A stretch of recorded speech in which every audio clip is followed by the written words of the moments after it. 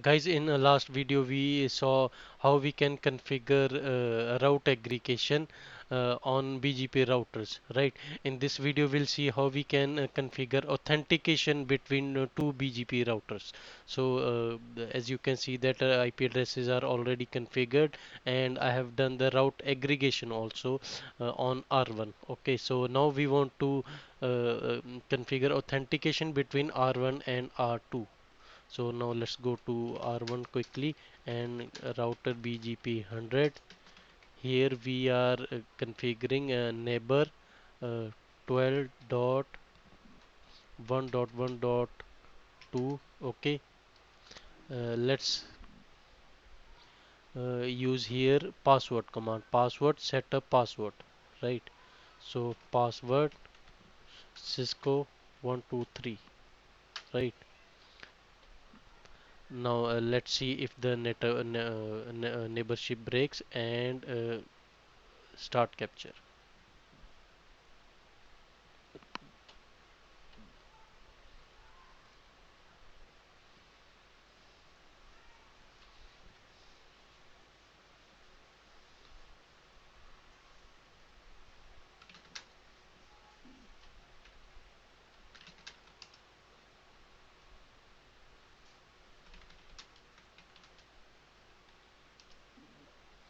Let's wait for some time.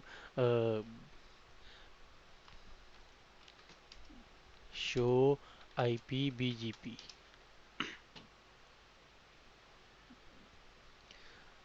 Neighborship was already created, so let me do one thing. Let me restart the router. So write it and write it. For now, we have configured password only on one router. Okay, let's see if it picks up.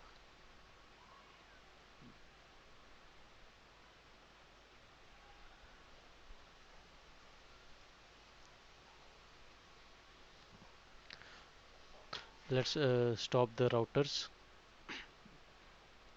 so that the process starts again. Okay, and let me take the session of both the routers once again.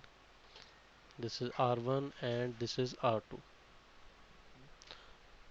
and take the capture of the uh, wire. Okay,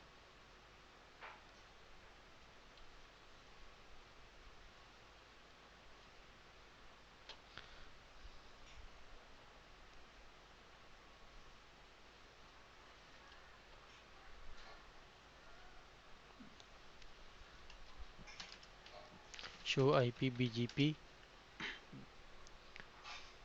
show IP BGP neighbor. We can see that neighborship is already created because we had configured BGP on R1 and R2 already. Show IP BGP neighbor.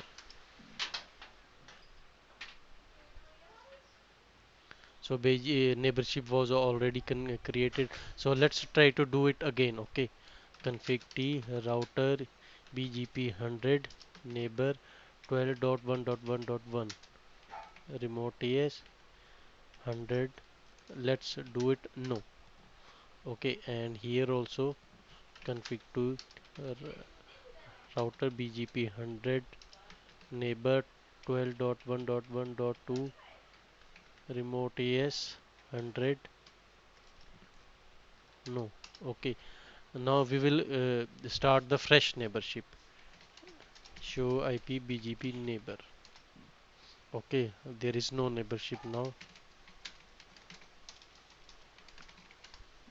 Okay, now we will create a neighborship with the using password. Okay, so to configure authentication, now all the communication on between R1 and R2 should be authenticated with the password.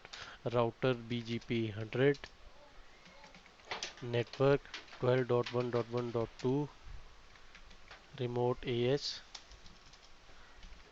password Cisco 123. Okay,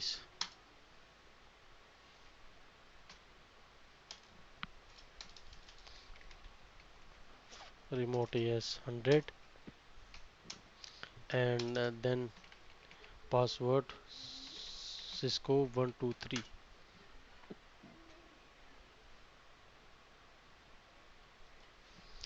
Config T router BGP 100 neighbor 12.1.1.1 password. Let's give it some different password. Okay, see what happens.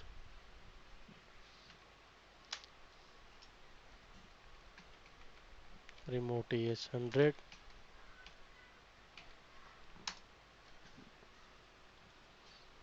and let's take the Wireshark.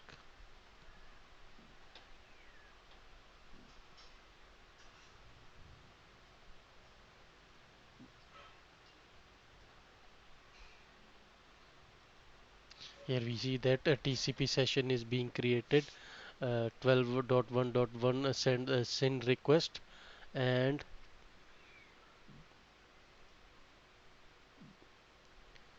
okay, and here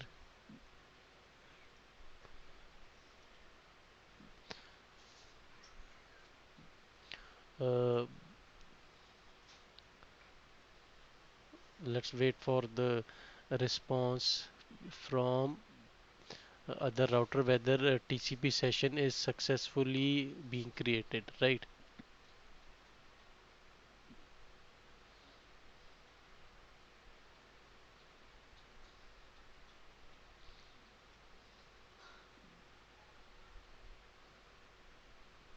So here we can see that uh, TCP session three-way handshake is happening, and let's see, the neighborship is not forming yet, right? Let's filter it with TCP. We see that a lot of retransmissions are happening and TCP session is not getting successful, right? We can see that at port number 179 it is trying to create the do the three-way handshake, and a retransmission is happening. Okay, and here we can see that MD5.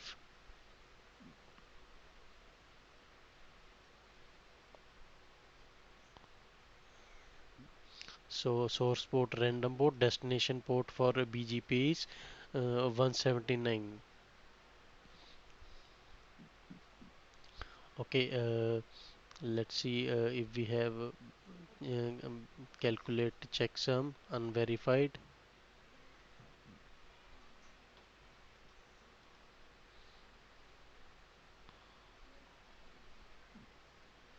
Let's go to routers, and here we are getting the messages that invalid MD5 digest from 12.1.1, right? And here also we are getting lot of messages of invalid authentication MD5, right? Because passwords are not matching. So now let's do one thing. Now let's run the command again. 123. Okay, okay, now we can see that adjacency is up. Okay, immediately keep live messages have TCP's session is successful, and BJP open and keep alive messages have started coming up, right? So this is how we do we configure authentication between R1 and R2 in BGP, right? So this is the command that we use. So we used an Wireshark to find out how authentication was not happening. Okay, so TCP handshake was not happening. That was part of BGP. BGP uses TCP handshake, and if TCP handshake becomes successful, only then BGP neighborship is established, because we had configured password. So that's why TCP was not successfully authenticating the three-way handshake, and neighborship was not coming up, right? So guys, this was how we configure authentication on BGP networks. So guys, if you like this video, please click on like button and subscribe to the channel. Thank you for watching this video.